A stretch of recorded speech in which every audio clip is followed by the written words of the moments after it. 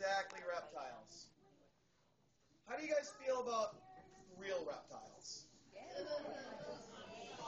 Would you like to see them now or maybe save them for the very end? I've got one more animal that I can show you now.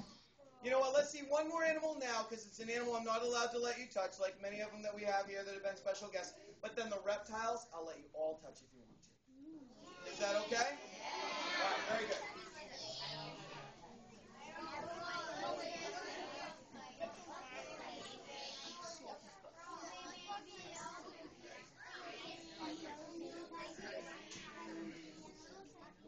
This is another one of our zoo's oh my gosh animals. Am I really seeing that before my eyes? Here he comes.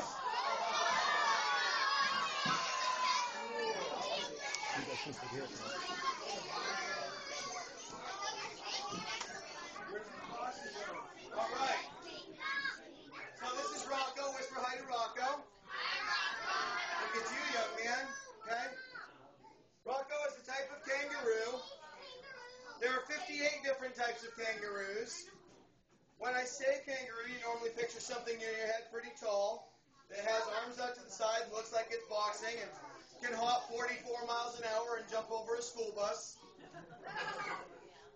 kick you in the chest, break your body in half, all that. Okay? You guys can't come in here. You go around the other door. Thank you. Well, this guy here is a type of kangaroo. The smallest kangaroos, and all but 2 of them stay no higher than my belt. 56 different species get anywhere from here to here tall. The little ones are called potaroos. The medium ones, there are several types called pattymellons. 13 of the bigger ones, like this one, are called wallabies. And then the red kangaroo and the gray kangaroo are 2 that get really tall. Many types that I skipped there. 6 of the species of kangaroos no longer... 6 of the kangaroos no longer exist because when people went to Australia, they took with them bunny rabbits. And bunny rabbits are the single most deadly animal Australia has ever seen. 1 out of every 8 plant-eating marsupials. 1 out of every 8 plant-eating marsupials became extinct, including 6 members of the kangaroo family, while having to compete for food and space and natural resources to survive with this invasive species known as the bunny rabbit. Okay, so this is known as the Bennett's or the red-necked wallaby. His name is Rocco. We'll walk him around so you guys can see him, and then we'll do the reptile wrap-up. Maybe literally for some of you. He's drooling. That's awesome. Hi, Rocco. You're going to see his big funky feet up close. That is what, yeah, he drools. You know, he's a boy. Girls drool, boys drool.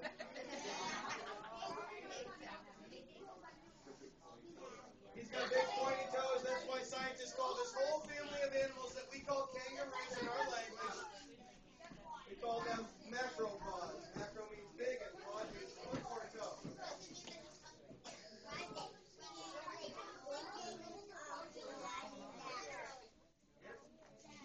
Now, I guess I said something a little bit misleading there. I said kangaroo in our language. Kangaroo, the word actually doesn't come from our language.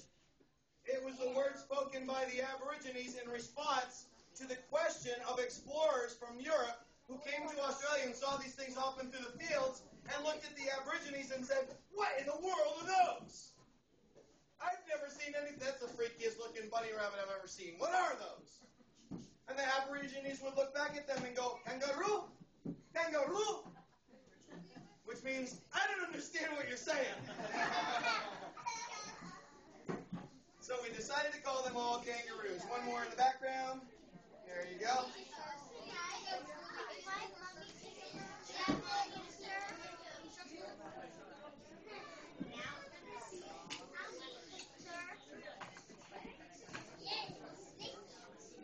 All right, I hope you guys have enjoyed some of our special mammals. And now, oh, we have a question. Yes, young lady. I him hop about as high as my head. I try when he's so excited that he can hop that high, I try to keep a safe distance, because if he were to get mad at me and kick me, the bottom of his foot can kick hard enough to break the strongest bone in the human body. And I would assume if you're considering going to a Scholars Academy, you know which bone that is. The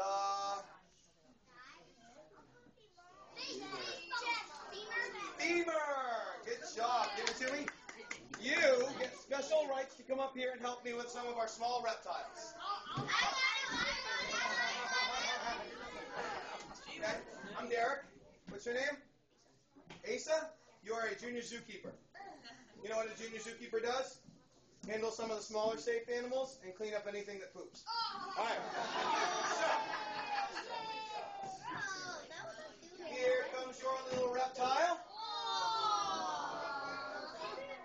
Native also to Australia. This is known as the Australia bearded dragon. See if we can get his fire going here. No, these guys don't breathe fire. The worst that they do is they puff up this loose skin and turn it jet black. Thus the name bearded dragon. Because do they actually have hair? Does he actually have a beard? No. Reptiles don't have hair, right? They're covered with scales. This might freak you out to learn if you've never heard it before, but scales and hair are made of the same stuff.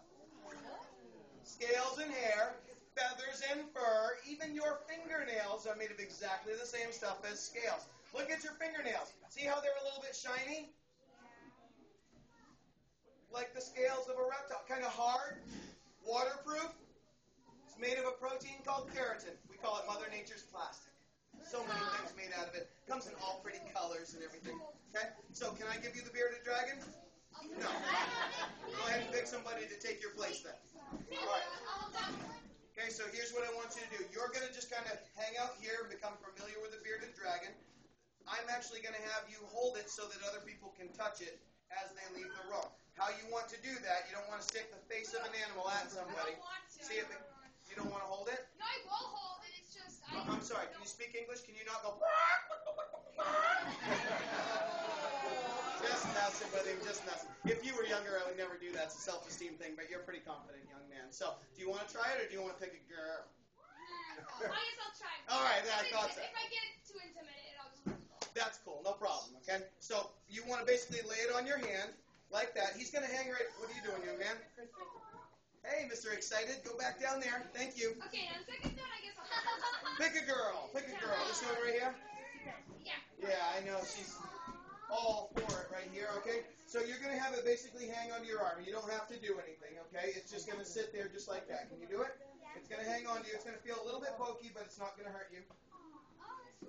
Is that cool? Yeah. All right, so I want you to hang out over here, right on the edge of the stage, try to become familiar with our Australian bearded dragon. That's your small reptile to hold. Let me get my small reptile to hold.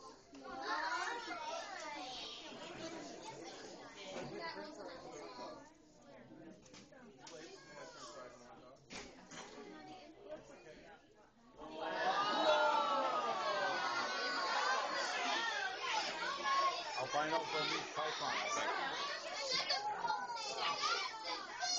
All right.